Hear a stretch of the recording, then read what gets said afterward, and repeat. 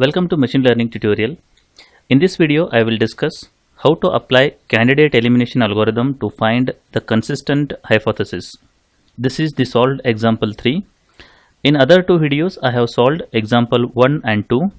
Link for the video is given in the description below. This is the dataset I will be considering for this exercise. The dataset contains 4 examples and 5 attributes: citations, size, in library, price, editions are the attributes, by is the target variable. Out of 4 examples, the first example is negative and remaining 3 examples are positive. So in this video, you will understand how to use candidate elimination algorithm when the first example is negative. So initially we will start with the most specific and generic boundaries. The most specific boundary is set to all nulls and the generic boundary is set to all question marks. Now we will see the first example and then we'll try to grow the specific boundary and shrink the generic boundary.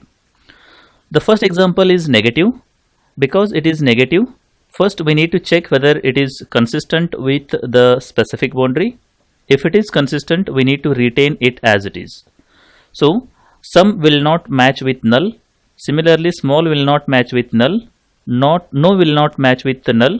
Affordable and 1 will not match with null. Because it doesn't matches, the example is classified as negative and it is negative. Hence, this is consistent. We will retain the hypothesis as it is.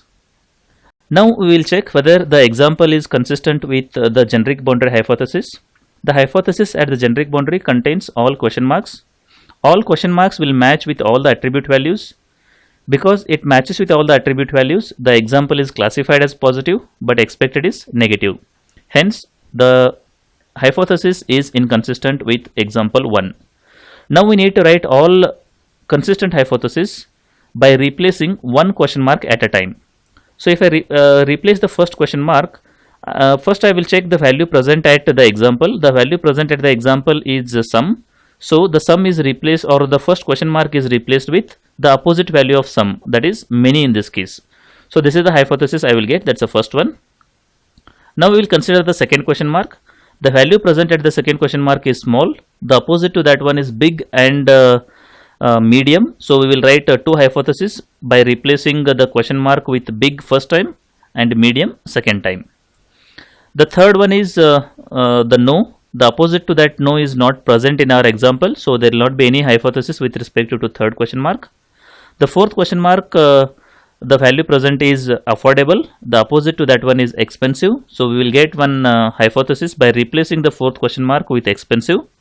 And finally, the value present at the last attribute is 1. The opposite to that one is many and few, so we will get 2 hypotheses by replacing the last question mark. The first time we will get the many and second time we will get few here.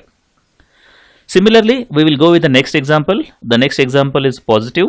So because it is a positive example, we will go with the generic boundary and we will check whether the hypotheses are consistent or not. If they are consistent, we will retain them. If they are not, we will remove those particular hypotheses.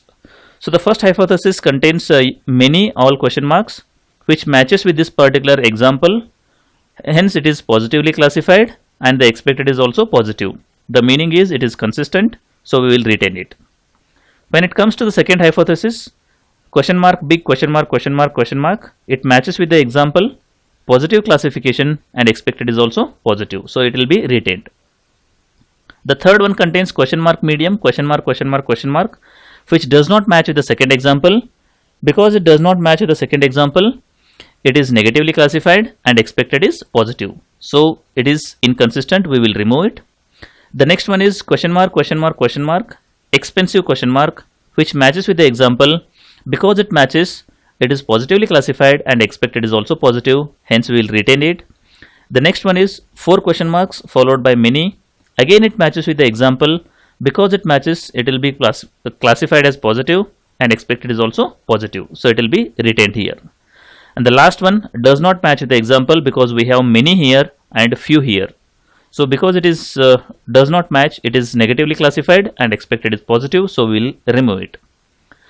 When it comes to the specific boundary is not consistent with this example because the null will not match with any of these attribute values.